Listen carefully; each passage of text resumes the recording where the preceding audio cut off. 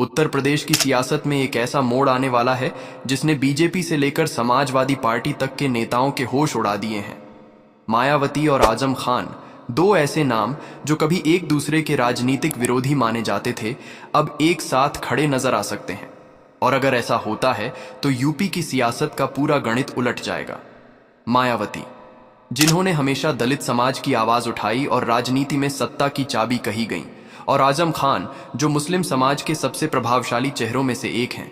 जब ये दोनों नेता एक मंच पर आते हैं तो समझ लीजिए पूरा सियासी खेल फिर से लिखा जाएगा। पिछले कुछ महीनों में जो संकेत मिले हैं वो कुछ बड़ा इशारा कर रहे हैं। अंदर खाने की रिपोर्ट्स कहती हैं कि दोनों नेताओं के करीबी लगातार संपर्क में हैं। बात सिर्फ राजनीतिक रणनीति तक नहीं, बल्कि 2027 के विधानसभा चुनाव तक की प्लानिंग पर चल रही है। मायावती की रणनीति साफ है, दलित वोट बैंक को फिर से मजबूत करना और मुस्लिम वोट बैंक के साथ नया समीकरण बनाना। दूसरी तरफ आजम खान की नाराजगी समाजवादी पार्टी से अब किसी से छिपी नहीं है। जेल से बाहर आने के बाद जिस तरह वो अखिलेश यादव से दूरी बनाते गए, उसने साफ कर दिया कि वो अब नया रास्ता तलाश रहे हैं। और यही वो बिंदु है जहां मायावती और आजम की राहें मिलती हैं। दोनों नेताओं के पास अलग अलग समाज का विशाल वोट बैंक है। मायावती के पास दलितों का समर्थन और प्रशासनिक अनुभव है, जबकि आजम खान के पास मुस्लिम समाज में गहरी पकड़ और जमीनी जनाधार। अगर ये दोनों ताकतें एकजुट होती हैं तो बीजेपी की हिंदू मुस्लिम राजनीति की पूरी बिसात पलट सकती है। यूपी की राजनीति हमेशा से जातीय और सांप्रदायिक समीकरणों पर टिकी रही है। बीजेपी ने हिंदू वोटों के ध्रुवीकरण से सत्ता में मजबूती पाई। समाजवादी पार्टी ने यादव मुस्लिम समीकरण से ताकत जुटाई। लेकिन अगर मायावती और आजम खान साथ आते हैं तो दलित मुस्लिम गठबंधन एक नई राजनीतिक क्रांति की शुरुआत कर सकता है। ये वही फॉर्मूला है जिससे कभी कांशीराम और मुलायम सिंह ने 90 के दशक में इतिहास लिखा था। मिले मुलायम कांशीराम, हवा में उड़ गए जय श्री राम। और अब वही इतिहास दोहराने की तैयारी में है मायावती और आजम खान। कहा जा रहा है कि आने वाले महीनों में दोनों नेताओं की एक गुप्त मुलाकात तय है।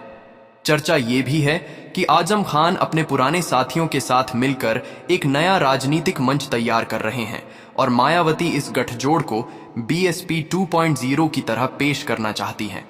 एक ऐसी पार्टी जो सिर्फ दलितों की नहीं, बल्कि दबे कुचले और वंचित वर्गों की आवाज बने। बीजेपी के लिए ये गठबंधन सबसे बड़ा खतरा इसलिए है क्योंकि दलित और मुस्लिम मिलकर लगभग 40% वोट का प्रतिनिधित्व करते हैं। अगर ये वोट एक साथ जाते हैं तो बीजेपी का पूरा किला ढह सकता है।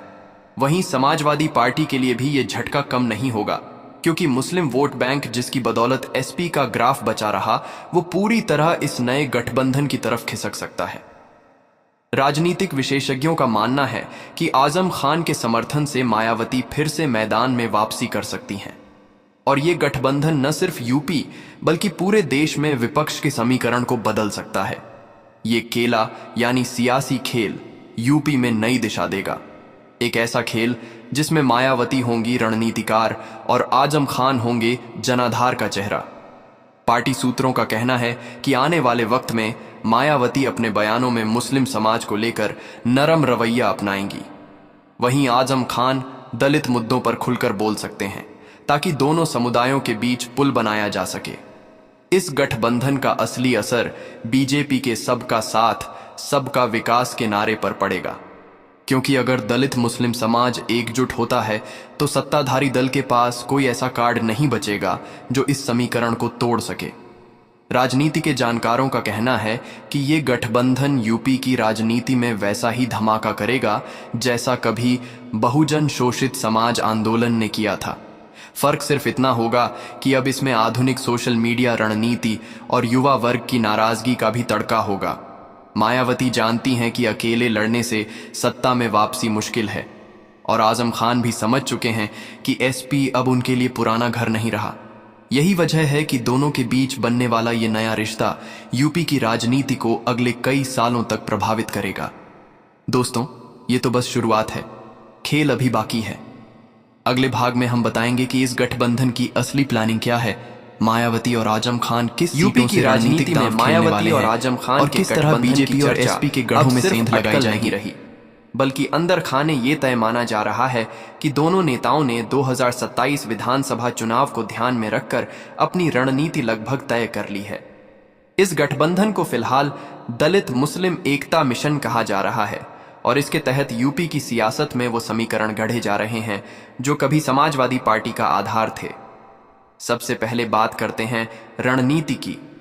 मायावती का पूरा ध्यान दलित, पिछड़े और मुस्लिम वर्ग को एक मंच पर लाने पर है।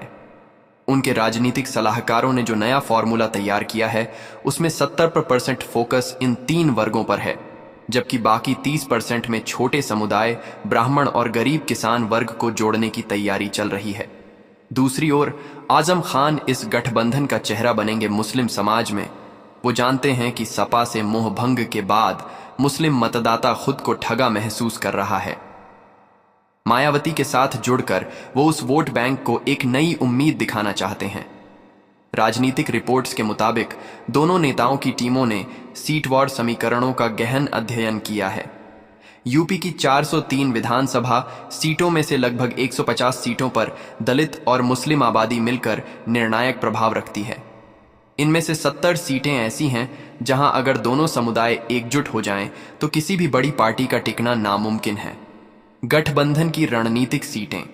पश्चिमी यूपी की सीटें जैसे रामपुर, मुरादाबाद, बरेली, सहारनपुर, बिजनौर, अमरोहा, जहां आजम खान का प्रभाव और मुस्लिम वोटों का प्रभुत्व है, वहां मायावती दलित वोट जोड़ेंगी।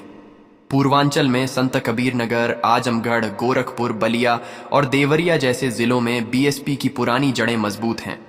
वहां आजम खान का संगठन मदद करेगा। जबकि लखनऊ, सीतापुर, हरदोई, बाराबंकी और फतेहपुर जैसे इलाकों में नया दलित मुस्लिम प्लस पिछड़ा फार्मूला आजमाया जाएगा। इस पूरे मिशन को मिशन समता समानता नाम देने की चर्चा भी है, जो बहुजन आंदोलन के आदर्शों और मुस्लिम समाज की सामाजिक बराबरी की भावना को जोड़ता है। राजनीतिक विशेषज्ञों का कहना है कि मायावती इस बार सिर्फ नेता नहीं बल्कि एक राजनीतिक आइकन के रूप में वापसी करना चाहती हैं। वो सोशल मीडिया और युवाओं को भी इस अभियान में जोड़ने की तैयारी में हैं। बीएसपी की डिजिटल टीम को फिर से सक्रिय किया गया है और वीडियो कैंपेन में अब दलित मुस्लिम एकजुट, अब की बार बदलो सूरत जैसे स्लोगन तैयार किए जा रहे हैं। अब बात करते हैं आजम खान की भूमिका की। आजम खान ने एसपी से अलग होते ही अपने पुराने समर्थकों और मदरसों के नेटवर्क को फिर से सक्रिय किया है। वो अब धार्मिक नेताओं, मौलवियों और शिक्षाविदों से मुलाकात कर रहे हैं ताकि एक नया सामाजिक मोर्चा तैयार किया जा सके। उनकी रणनीति साफ है, मुस्लिम समाज को ये समझाना कि बीजेपी को रोकने के लिए सपा अब भरोसेमंद विकल्प नहीं रही, क्योंकि अखिलेश यादव बार बार अपने कोर वोट बैंक से दूर जा रहे हैं। ऐसे में मायावती का नेतृत्व एक स्थिर और भरोसेमंद विकल्प के रूप में उभर सकता है। बीजेपी की चिंता क्यों बढ़ी है? क्योंकि बीजेपी को पता है कि अगर दलित और मुस्लिम वोट एक साथ चले गए तो उनका 40% से ज्यादा वोट बैंक सीधे प्रभावित होगा। दलितों में पासी, जाटव, वाल्मीकि समुदाय पहले से ही मायावती के साथ जुड़ने लगे हैं और अगर मुस्लिम समाज भी इसमें शामिल हुआ तो बीजेपी की डबल इंजन सरकार का इंजन वहीं रुक जाएगा। वहीं योगी सरकार के खिलाफ बेरोजगारी, महंगाई और कानून व्यवस्था के मुद्दे भी धीरे धीरे हवा पकड़ रहे हैं। मायावती आजम गठबंधन इन्हीं मुद्दों को हथियार बनाकर मैदान में उतरेगा।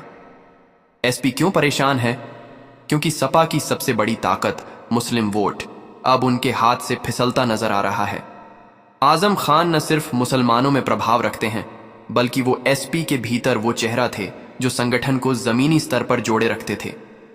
अगर वो मायावती के साथ चले गए तो सपा के कई पुराने नेता भी खेमे बदल सकते हैं। अब सवाल उठता है, मायावती और आजम खान की डील क्या है? सूत्र बताते हैं कि मायावती ने आजम खान को गठबंधन में सम्मानजनक हिस्सेदारी देने का वादा किया है। इसमें यूपी की कुछ प्रमुख सीटें, मुस्लिम बहुल जिलों में टिकट वितरण और राज्यसभा सीटों पर प्रतिनिधित्व शामिल है। इसके अलावा एक साझा राजनीतिक मंच बनाने की योजना है जिसमें बीएसपी और आजम के संगठन दोनों को समान भागीदारी दी जाएगी। यही नहीं, गठबंधन के चुनावी पोस्टर पर दोनों नेताओं की तस्वीरें एक साथ होंगी, जो अब तक किसी ने सोचा भी नहीं था। 2027 का मास्टर प्लान क्या है? पहला चरण नवंबर 2025 से लेकर 2026 के